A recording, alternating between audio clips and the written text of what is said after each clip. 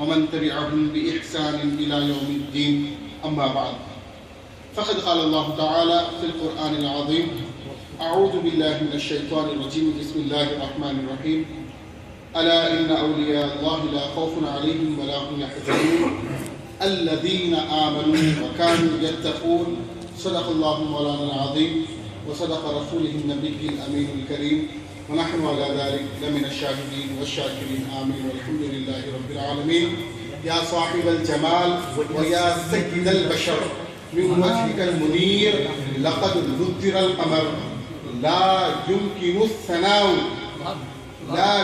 الثناء كما كان حقه بعد از خدا بزرگ تو ہی قصہ مختصر من علينا ربنا إذ بعث محمدا أيده بأيده أيدنا بأحمدا أرسله مبشرا وأرسله ممجدا صلوا عليه دائما صلوا عليه سرمدا صلى الله عليه وسلم وعلى آله وصحبه أجمعين. يا حبيبي يا محمد يا طبيبي يا ممجد يا حبيبي يا محمد يا طبيبي يا ممجد أنت ذو الفضل المعجد جل من صلى عليك. سب سے پہلے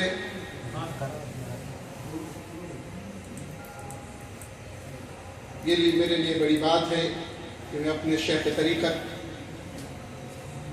رازدار شریعت رہبر اہل سنت حضرت العلامہ مولانا سید محمود حسینی المعروف سادات پیر البغدادی ادام اللہ لکم علینا حفظہ اللہ تعالی وعلی آلہ لفظ کے سامنے لفظ کشائی کی جرات کر رہا ہوں. حضور والا کے حکم سے کھڑا ہوں. انشاءاللہ مختصر وقت میں کچھ بات آپ کے سامنے کہہ رکھوں. اب جیسے کہ میں نے قرآن مجید کی 2 مشہور آیتوں کو تلاوت کیا ہوں، ایک بات اپنے ذہن میں رکھ لیں. قرآن جب کسی گروہ، کسی جماعت، کسی لوگوں کا ذکر کرتا ہے تو پہلے ان کی کوالٹیز بتاتا ہے، ان کے انعامات بتاتا ہے اور ان سے تعلق رکھنے والی صفات بتاتا ہے. یہ قرآن کا ایک طریقہ ہے. جیسے کہ اللہ نے قرآن کی تعریف میں کہا ہے کہ ہدی للمتقین، یہ متقین کے لیے ہدایت والی ہے. تو آگے کی آیتوں میں اللہ نے فرمایا کہ متقین وہ ہوتے ہیں الذین یؤمنون بالغیب، وہ غیب پر ایمان لاتے، ویقیمون الصلاۃ، نماز کو قائم کرتے اور جو کچھ ہم نے دیا اس میں سے خیرات کرتے. اسی طریقے سے اللہ پارے 4 میں جب اللہ اس کے رسول کی اطاعت کے لیے کہا تو اس کے بعد فرمایا کہ دیکھو جب میری اور میرے رسول کی اطاعت کرو تو جنت دوں گا. جنت اتنی بڑی دوں گا کہ دونوں زمین و آسمان دونوں بازو لگا لو، جتنے چوڑے ہوں گے اس سے زیادہ جنت میری چوڑی ہے. پھر اس کے بعد ان کے کوالٹیز بتایا کہ وہ لوگ جو اللہ اس کے رسول کی اطاعت کرتے سب سے پہلے ان کے اندر ایک کوالٹی ہوتی کہ وہ اپنے مال کو اللہ کی راہ میں خرچ کرتے، چاہے کسی بھی حالت میں، چاہے غم میں چاہے خوشی میں. دوسری کوالٹی یہ بتایا الذین ينفقون فی السراء والضراء والکاظمین الغیظ، غصے کو پی جاتے. کیا کرتے؟ غصے کو پی جاتے. والعافین عن الناس، اور لوگوں کو معاف کرتے. واللہ یحب المحسنین، اللہ ایسے محسنین سے محبت کرتا ہے. یہ مثال کے طور پر میں نے کچھ آیتیں بتائی ہے. اللہ نے جب اولیاء کا بھی ذکر کیا تو ایسے ہی فرمایا کہ اولیاء وہ ہوتے ہیں جن کے بارے میں تم زیادہ گمان اور زیادہ دماغ کے گھوڑے مت دوڑا، ہم پہلے سے آپ کو خبر کر دیتے ہیں کہ اللہ کہ تم خبردار ہو جاؤ پہلے. انا بے شک، ایک بات یاد رکھیں، عربی کا قاعدہ ہے الفاظ زیادہ ہوں گے تو تاکید زیادہ ہوگی. الفاظ زیادہ تو تاکید زیادہ. لا اقسم بهذا البلد، اس کو اللہ یہ بھی کہہ سکتا تھا اقسم بهذا البلد.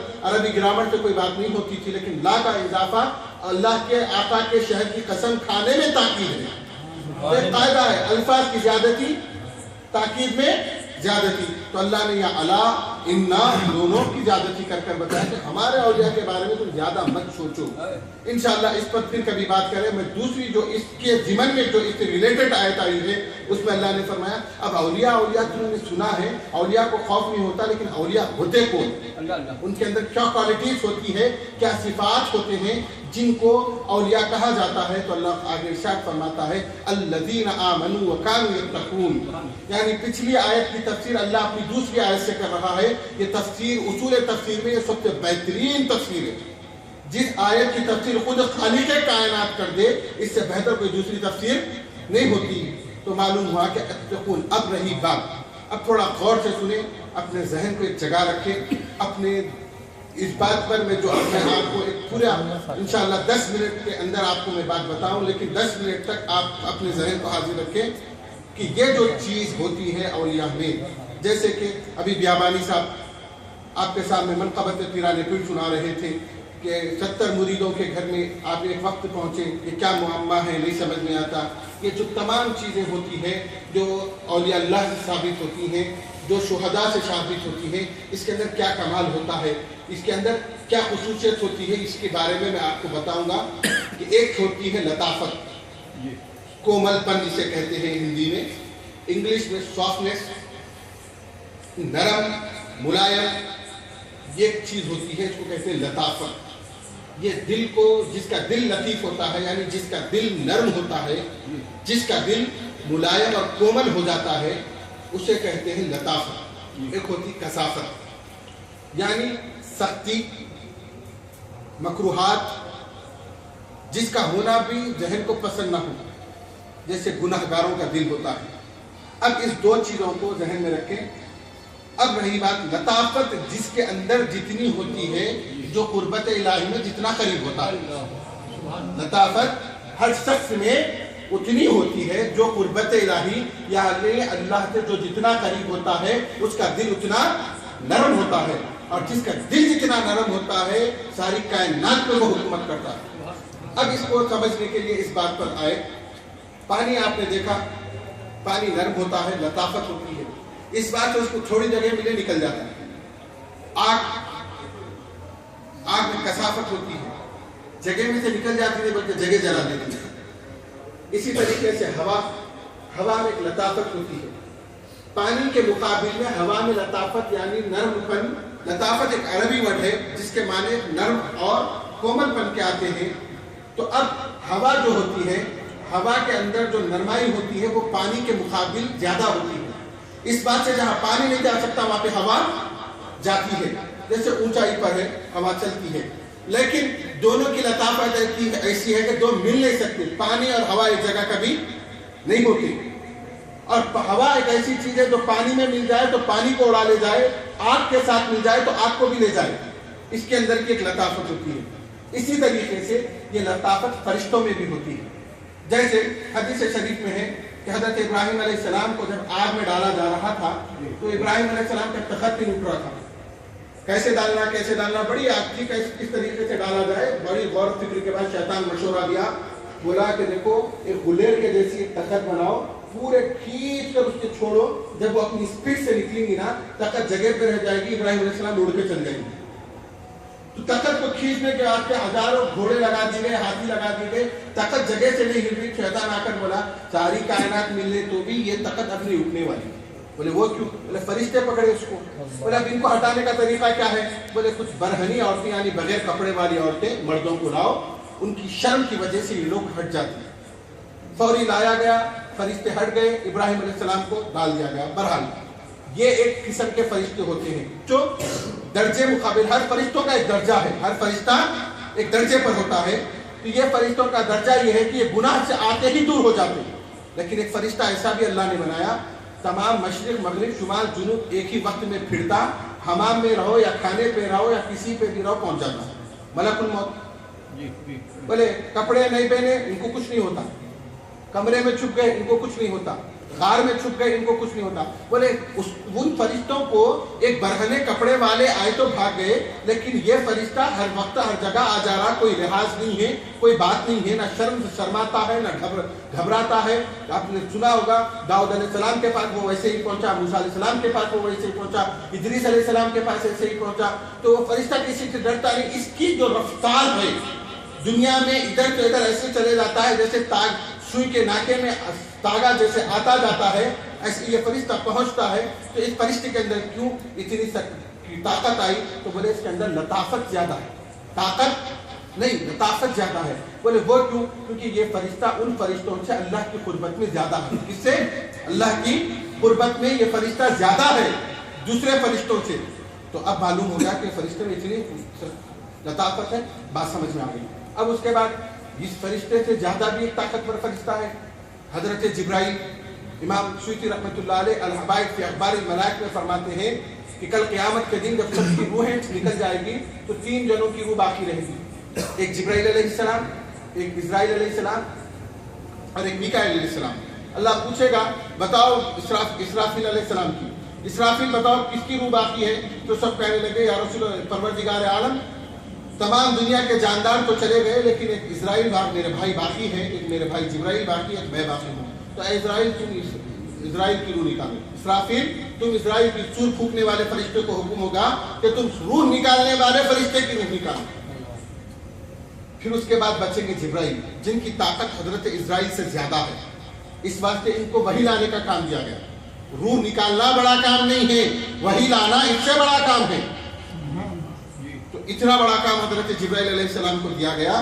جب وہ وحی لاتے تھے خود سید المرسلین صلی اللہ علیہ وسلم کے جسم اقدس پر اتنا وزن معلوم ہوتا کہ اونٹ اپنی جگہ پسر جاتے، ٹھہرے اونٹ بیٹھ جاتے۔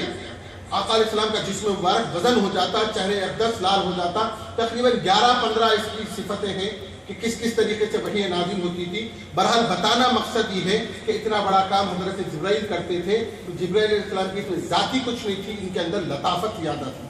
کیا تھی؟ لطافت زیادہ تھی۔ اسی طریقے سے حضرت اسرافیل علیہ السلام جن کو لطافت سب سے زیادہ ہے فرشتوں میں، یعنی قربت الہی سب سے زیادہ حضرت اسرافیل علیہ السلام کو ہے۔ جتنا فرشتوں میں اللہ کے قریب فرشتہ جو ہے وہ ہے حضرت اسرافیل علیہ السلام، اللہ کے ایک دم قریب میں، عرش کے قریب جو سب سے فرشتہ جاتا ہے، جہاں جبرائیل علیہ السلام بھی نہیں پہنچتے وہاں حضرت اسرافیل علیہ السلام رہتے ہیں۔ اور ایک بات یاد رکھو، سب نے سنا ہے کہ شیطان کو دھتکارا اس واسطے گیا کہ اس نے آدم کو سجدہ نہیں کیا۔ ہمارے باپ حضرت آدم علیہ السلام کو سجدہ نہیں کیا تو شیطان کو دھتکار دیا گیا۔ ایک بات یاد رکھ لو، فرشتوں میں جو سب سے پہلے سجدہ کیا آدم علیہ السلام کو وہ حضرت اسرافیل علیہ السلام۔ اب جب سجدہ نہیں کرا شیطان تو اسے سزا دی گئی، لیکن اسرافیل جب سب سے پہلے سجدہ کیے تو انہیں کیا انعام میں دیا گیا؟ ان کو انعام میں دیا گیا کہ ان کی پیشانی پر پوری قرآن لکھ دی گئی۔ سبحان اللہ۔ جو ہمارے پاس قرآن مجید موجود ہے، یہ 6666 آیتیں حضرت اسرافیل علیہ السلام کی پیشانی پر ہے۔ یہ انعام ملا حضرت آدم کو جلدی سجدہ حکم کی تعمیل فوری کرنے پر۔ تو بہرحال بتانا مقصد یہ ہے کہ یہ فرشتوں کی ہو گئی لطافت۔ کیا ہوئی؟ لطافت۔ اب یہ بات جب کنفرم سمجھ میں آ گئی کہ فرشتوں کی لطافت جب ہوتی ہے، حضرت اسرائیل کے اندر کی جو لطافت ہوتی ہے، یہ لطافت کی وجہ سے حضرت اسرافیل بیک وقت ہر جگہ جا سکتے ہیں۔ تو اسی طریقے سے یہ لطافت ان فرشتوں کی سے زیادہ لطافت انسانوں میں ہوتی ہے۔ کیا ہوتی ہے؟ یہ جو لطافت ہے فرشتوں سے زیادہ انسانوں میں ہوتی ہے۔ اور جب انسان کے اندر یہ لطافت ہوتی ہے تو انسان اس کو کثافت یعنی گناہوں سے اسے خراب کر دیتا ہے۔ اس واسطے اس کی لطافت عروج پر نہیں آتی۔ جب پیرانے پیر نے اپنے مجاہدات کر اپنے لیل و نہار کو اللہ کے لیے رکھ دیا، اللہ کی قربت جب حاصل ہو گئی تو آپ کی لطافت کام کرنی شروع ہو گئی۔ اسی وجہ سے جب حضرت اسرائیل جن کے اندر انسانوں کے مقابل کم لطافت ہوتے پر ساری دنیا بھیج سکتے ہیں، تو لیکن انسان میں اس سے زیادہ لطافت اور سید الاولیاء ہے امت محمدیہ کے، تو ان کی لطافت کا تو اندازہ بھی مت کرو، 70 کے نہیں 60 لاکھ کے بھی گھر میں حاضر ہو سکتے ہیں۔ تو یہ جو کمال ہے وہ دل کی لطافت کا کمال ہے۔ اور یہ لطافت الذین آمنوا وکانوا یتقون سے آتی ہے۔ تقوی سے جب یہ لطافت آتی ہے، تقوی سے جب قرب الہی ملتا ہے تو انسان عروج کی منزلوں پر جاتا ہے، اور وہ انسان بغداد میں بیٹھ کر ہم خادمین کا یہاں سے بھی خیال رکھ سکتے ہیں، بلکہ ہماری یہاں کی دعاؤں کو سنتے بھی ہیں، بارگاہ رب العزت میں وسیلہ بنتے بھی ہیں۔ تو یہ کیسے؟ یہ صرف ان کی لطافت کی وجہ سے۔ جب لطافت ملک الموت میں آ جائے تو ساری کائنات میں وہ ایسے جاتے ہیں، ادھر سے چلے تو ادھر سے نکلے۔ اتنی لطافت جب حضرت ملک الموت میں ہو سکتی ہے تو اس سے زیادہ لطافت اولیاء میں ہوتی ہے۔ اولیاء میں پھر سید الاولیاء کا تو پھر مرتبہ ہی مت پوچھو، پھر اس کے بعد اہل بیت اطہار امام حسن کا مرتبہ اور بھی مت پوچھو۔ اب رہی بات اب یہ لطافت باقی کیسے رکھتے ہیں، آخری بات بتا دوں کہ یہ لطافت، یہ تو بات سمجھ میں آ گئی سب کو کہ لطافت ہر ایک کے دل میں ہوتی ہے، تقوی سے وہ لطافت بڑھتی ہے۔ اب اس کو باقی کیسے رکھنا، تو حضرت امام زین العابدین رضی اللہ تعالیٰ عنہ، تمام میری جان و مال ان کے قدموں پر فدا ہو، اہل بیت رسول سے جو کربلا سے واپس آئے، حضرت امام زین العابدین رضی اللہ تعالیٰ عنہ کے یہ عالم تھا، حضرت زین العابدین رضی اللہ تعالیٰ عنہ کا لطافت اتنی تھی دل میں کہ ایک مرتبہ آپ گھر کے باہر نکلے اپنے خادمین کے ساتھ، صاحب تفسیر روح البیان اس واقعے کو بیان کرتے ہیں۔ کون؟ صاحب تفسیر روح البیان علامہ شیخ اسماعیل حنفی رحمۃ اللہ علیہ۔ تو بہرحال جب حضرت باہر آیا اپنے مکان سے تو ایک شخص آیا اور آپ کو بے جھجک گالیاں دینا شروع کر دی، نازیبا الفاظ آپ کے بارے میں بولنے لگ گیا۔ تو ہم لوگ پریشان خادمین جلال میں آ گئے تو آپ نے سب کو روک لیا اور کہنے لگے، بھائی تو نے میرے لیے بہت سارے الفاظ کہے ہیں، بتا میں تیری کیا خدمت کر سکتا ہوں۔ پریشان ہو گیا، ارے یہ کیا صفات ہے، میں گالیاں دیے اور یہ مجھے انعام دینے کی بات کر رہے ہیں، لہٰذا اپنی کمبل نکال کر اسے انعام میں دے دی۔ پھر اس کے بعد کہا میں اور بھی تجھے انعام دینا چاہتا ہوں کیونکہ تو نے میرے بارے میں زیادہ الفاظ کہے نا، یعنی زیادہ گالیاں دیا تو زیادہ انعام دے۔ اس بات سے آپ نے 1000 درہم دے دی، اس دور کی اچھی خاصی رقم ہوتی تھی 1000 درہم، 1000 درہم دے دیے، فوری قدموں میں گرا اور کہنے لگا واقعی آپ اہل بیت رسول ہیں، واقعی آپ اہل بیت رسول ہیں۔ یہ تھی لطافت، کیا تھی؟ یہ لطافت تھی، یہ قرب الہی سے ملنے والی لطافت تھی کہ اتنا قریب آ گئے تھے رب کے کہ اب دنیا جو بولے رب بولے تو یہ ناراض ہے، رب بولے تو یہ خوش۔ سبحان اللہ۔ تو یہ قربت کی ایک منزل ہوتی ہے، اس منزل پر جب انسان پہنچتا ہے تو خود کو بدلنے میں آسانی ہوتی ہے، اور اس کے لیے سب سے زیادہ ضروری ہے فکر، اس کے لیے سب سے زیادہ ضروری ہے فکر۔ اس لطافت کو بچانے کے لیے سب سے زیادہ ضروری ہوتی ہے فکر، اور وہ فکر کیسے پیدا ہوتی ہے؟ آخری بات بتا دوں کہ حضرت عمر ابن خطاب رضی اللہ تعالیٰ ساری کائنات آپ کو پہچانتی، دا ٹائگر آف اسلام کے نام سے آپ کے نام پر کتابیں لکھی گئی، دا لیجنڈ آف اسلام کے نام پر آپ پر کتابیں لکھی گئی، ہزاروں کتابیں حضرت عمر بن خطاب رضی اللہ تعالیٰ کی سیرت پر لکھی گئی، اور جن کا روب دبدبا روم اور اس دور کے سپر پاور روم یورپ ہوا کرتے تھے، جب کبھی نام لیتے حضرت عمر کا تو تخت ان کے زانوں کے نیچے سے نکل جاتا تھا۔ وہ حضرت عمر کا دور تھا، اس دور میں ایک شخص تھا جو مدینے میں باجا بجاتا تھا، کیا کرتا تھا؟ گٹار بجاتا تھا، بڑا مشہور گٹار بجانے والا تھا وہ اپنے دور کا، اپنی ہارمونی بجاتا تھا ٹنٹنی۔ تو ہوا یوں کہ عمر ہو گئی اس کی، فکر کیسے ہونا، آخری بات ذرا غور کریں کہ اپنے اندر فکر کیسے ہونا، اس بات کی طرف میں لانا چاہتا ہوں، اور یہ فکر کیسے آتی یہ بتانا چاہتا ہوں۔ جب اس کو معلوم ہوا کہ اس کے ہاتھ میں لرزہ آ گیا، عمر کا تقاضا ہے کہ ہاتھ کانپنے لگتے، اب ٹنٹنی بجانے جا رہا، ایک دھن بج رہی، ایک دھن، لہذا کیا کیا اس نے؟ بجانے چھوڑ دیا۔ پہلے تو یہ جس محفل میں جاتا محفل جوان کر دیتا، اب جوان محفل میں جاتا تو لوگ دھتکار کے دکھا دیتے، پہلے لوگ اسے دیکھ کر شراب کے پیالے بھر لیتے، ارے اب ان آ گیا، اب محفل جمے گی، اب تو پھول پینا ہے، لیکن آج تو لوگ اس کا عالم یہ ہو گیا تھا کہ لوگ پی کر بھی اسے یاد نہیں رکھتے، یعنی نشے کی حالت میں بھی اسے دھتکارتے۔ جنت البقیع میں آیا، آسمان کی طرف دیکھا، کہنے لگا پروردگار میں گناہ کار ہوں، میں سیاہ کار ہوں، بے شک میرے ہزاروں گناہ ہیں، تو رحیم ہے، تو رزاق ہے مولا، آج میں بھوکا ہوں، آج کھانے کو کھانا نہیں ہے، پہننے کو کپڑا نہیں ہے، ساری زندگی دنیا کو خوش کیا، ساری زندگی دنیا کے پیچھے لگ گیا، لیکن جب دنیا نے مجھے دیکھا کہ میں ان کے لائق نہیں ہوں تو مجھے نکال پھینک دیا، مجھے لات مار دی دنیا۔ پروردگار تیری بارگاہ میں آیا ہوں، تو مجھے مدد فرما۔ دور حضرت عمر فاروق ہے، حضرت عمر فاروق رضی اللہ تعالیٰ مسجد نبوی میں خیر اللہ فرما رہے ہیں، یعنی ظہر کی نماز کے بعد کچھ دیر آرام کرتے تھے جو سنت رسول ہے۔ اسی وقت حضرت عمر کے کان میں آواز آئی، اے عمر اٹھو، ہمارا ایک حاجت مند تمہیں پکار رہا ہے، اس کی حاجت کو پہنچو۔ تو حضرت عمر ایسے اچانک اٹھے کہ آپ تہبند باندھے تھے، اوپر کا جو کپڑا ہوتا ہے جیسے احرام میں دوسرا کپڑا پہنتے، ان کی اسپیڈ اس طریقے سے روایتوں میں بتائی گئی کہ جب آپ نکل کر بھاگنے لگے، اس جنت البقیع کی طرف تو اپنے اوپر کی چادر اوڑی تک نہیں بلکہ گھسیٹتے ہوئے اڑتے ہوئے بھاگے، یعنی چلتے چلتے اوڑے بغیر نہ لینے کے بھاگنے لگے جنت البقیع میں۔ اب وہ تو دعا میں مشغول ہے، اللہ سے ربط لگایا ہوا ہے، زندگی بھر دنیا کو خوش کیا، دنیا کی کام میں لگا رہا، لیکن اب اللہ کو منا رہا ہے، روٹھے رب کو منا رہا ہے۔ اچانک آواز سنی کسی کے قدموں کی تیز تیز، پلٹ کر دیکھا تو عمر ہے۔ بولا یا پروردگار، عمر کو میرے کام سے زندگی بھر نفرت، تجھ سے مانگ رہا تھا امان، تو نے بدا دیا عمر کو۔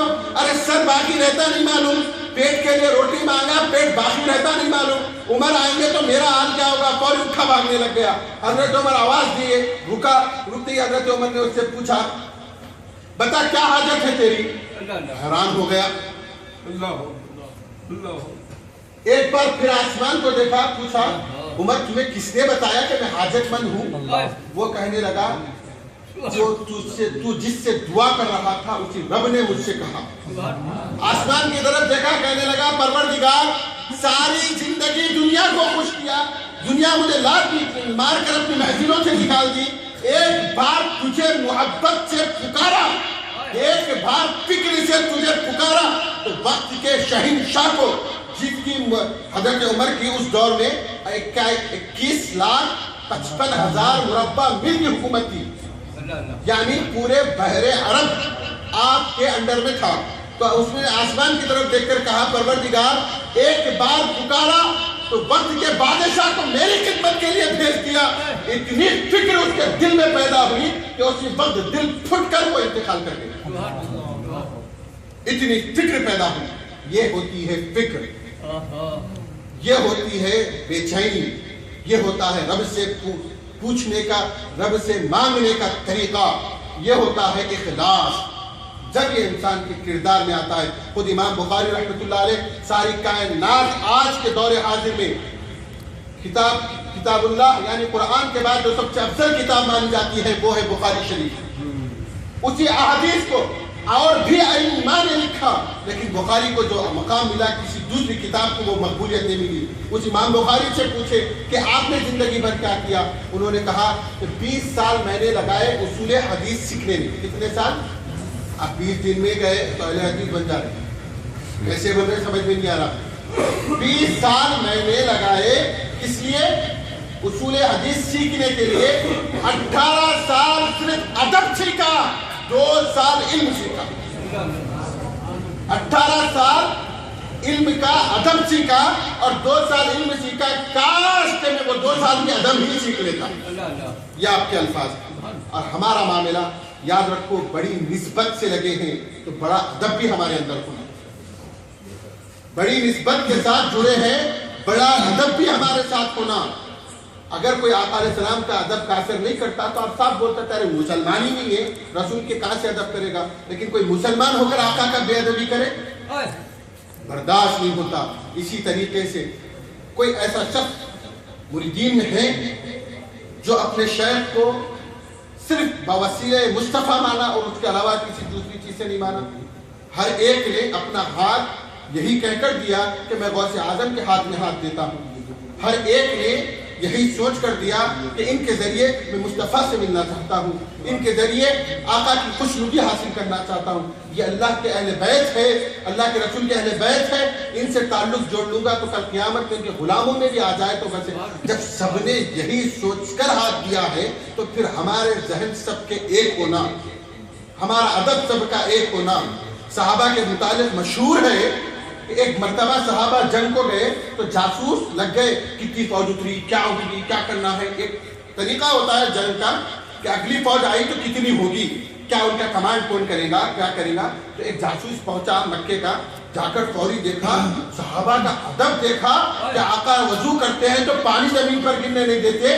صحابہ جب آقا درس دیتے ہیں تو صحابہ ایسے بیٹھتے کہ پرندے ان کو پتلے سمجھ کر ان پر آ کر بیٹھ جاتے، ہلتے تک نہیں محفل رسول میں، کھجاتے تک نہیں محفل رسول میں، اپنے آپ کو ایسے مینٹین کرتے کہ دیکھنے والا انہیں صرف پتلا سمجھتا، پرندوں کو شک ہوتا کہ انسان ہے یا پتلا۔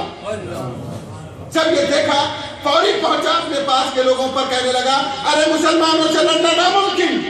ارے یہ کیوں ناممکن، اتنے کم لوگ لڑنا کیوں ناممکن؟ کہنے لگے وہ اپنے جرنل کا جو ادب کرتے ہیں اپنے رسول کا، ارے جب آقا چلتے تو ان کی مٹی کو اٹھا لیتے، جب آقا بولتے تو ایسے سنتے کہ کوئی دنیا میں سنانے والا ہی کوئی نہیں آ رہا۔ یہ لوگوں کا ادب ایسے ہے، ہم ان سے جنگ نہیں لڑ سکتے۔ جو قوم اتنی با ادب ہوگی وہ کبھی ہارے ہی نہیں۔ کئی لوگوں نے ایسے کہہ کر زمین چھوڑ دی، ایسے کہہ کر۔ یہ ہمارا کردار ہے، ہم بڑی نسبت کے ساتھ جڑے ہیں، بڑا ادب ہمارے اندر ہونا۔ جب ہم کبھی اپنے شیخ کی محفل میں بیٹھے تو ہمارا کردار ایسے ہونا کہ لوگ چیخ کے بولنے کی ضرورت نہ پڑے، یا خود کو چیخ کر بولنے کی ضرورت نہ پڑے کہ میں شیخ کا مرید ہوں، یا پھر میں شیخ کا چاہنے والا ہوں، یا شیخ میرے کو چاہنے والے، بلکہ دیکھنے والا سمجھ جانا ان سب سے زیادہ ادب والا دکھ رہا، یہ شیخ کا سب سے قریبی آدمی۔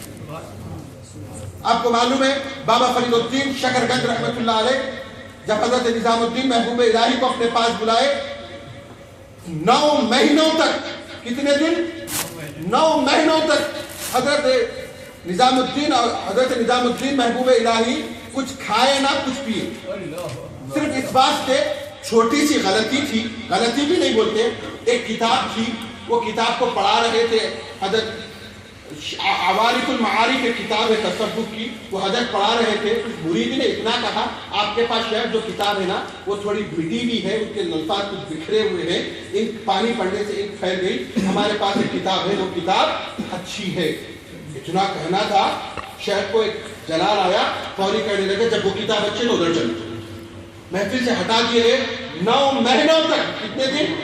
9 مہینوں تک جنگل میں پھرتے رہے، کچھ پیے نہ کچھ کھائے۔ پھر بابا فرید کے بیٹے آئے اور آ کر کہنے لگے، ان کا نام بھی غالباً شیخ شہاب الدین تھا، وہ آ کر کہنے لگے میں ابا سے آپ کی سفارش کروں گا، آپ آؤ۔ وہ کہنے لگے کنویں پر کئی بار چڑھا کہ شیخ کی ناراضگی بغیر کیسے جیوں، کیا کروں، شیخ کی ناراضگی بغیر، اپنے مرشد کی ناراضگی بغیر کیسے جیوں، مر جانا صحیح ہے بول کر کتنے بار، کئی بار روزانہ کنویں پہ ٹھہرتا ہوں کود کر مرنے کے لیے، لیکن خیال آتا ہے کہ مر جاؤں گا تو وہ بے ادبی پھر کیسے پوری ہوگی، وہ بے ادبی کا صلہ کیسے میں اپنے خوشنودی کیسے حاصل کروں گا۔ بس اس انتظار میں جی رہا ہوں، 9 مہینے ہو گیا، کھانا نہیں کھایا، پانی پی رہا ہوں، پتے کھا رہا ہوں۔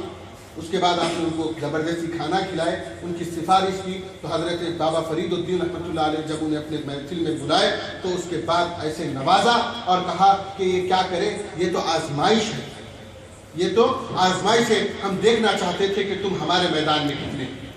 اس کے بعد ایسے نوازا کہ 5 بادشاہ حضرت نظام الدین اولیاء رحمۃ اللہ علیہ کے دور میں بدلے۔ دلی کی تاریخ ہے جہاں حضرت محبوب الہی آج آرام فرما ہے، وہ دلی کا آباد مقام نہیں تھا، وہ جنگل تھا اس وقت۔ 5 بادشاہ آپ کے پاس بدلے، کسی بادشاہ کی اتنی مجال نہیں کہ آپ کے دربار میں حاضری دے سکے، اس بات سے نہیں کہ پاورفل تھا، اس بات سے کہ کیا صورت بتاؤں شیخ کو، تو بتانا مقصد یہ ہے کہ ایسے ہو جاؤ۔ کیسے ہو جاؤ؟ علامہ اقبال نے ایک شعر کہا، شاید مجھے پکا یاد نہیں ہے لیکن اس کا مفہوم میں کہہ دوں، اے طائر لاہوتی اس رزق سے موت اچھی، اے طائر لاہوتی اس رزق سے موت اچھی، جس کے رزق سے آتی ہے پرواز میں کوتاہی۔ یعنی آپ مریدی کے کسی منزل پہ پہنچنے کے لیے کوئی چیز آپ کو بیچ میں حائل ہوتی ہے، اس سے موت اچھی، ایسی چیزیں مت لیا کرو، ایسی بے ادبی مت کیا کرو جس سے آپ کی اعتقاد میں، آپ کی مریدی میں، آپ کے شیخ کا جو رشتہ ہوتا ہے وہ رشتہ اتنا نازک ہوتا ہے کہ صرف وہ دلوں سے بنتا ہے اور دلوں سے ٹوٹتا ہے، زبان کی ضرورت نہیں پڑتی، زبان کی ضرورت نہیں پڑتی اس پر۔ اس کا خاص خیال رکھے۔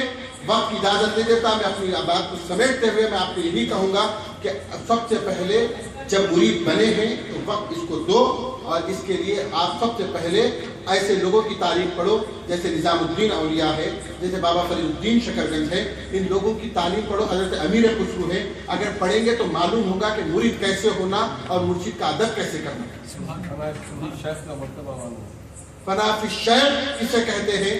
شیخ میں ایسے ہو جانا کہ لوگ مرید کو دیکھیں تو شیخ سمجھنا، مرید کو دیکھیں تو شیخ سمجھنا۔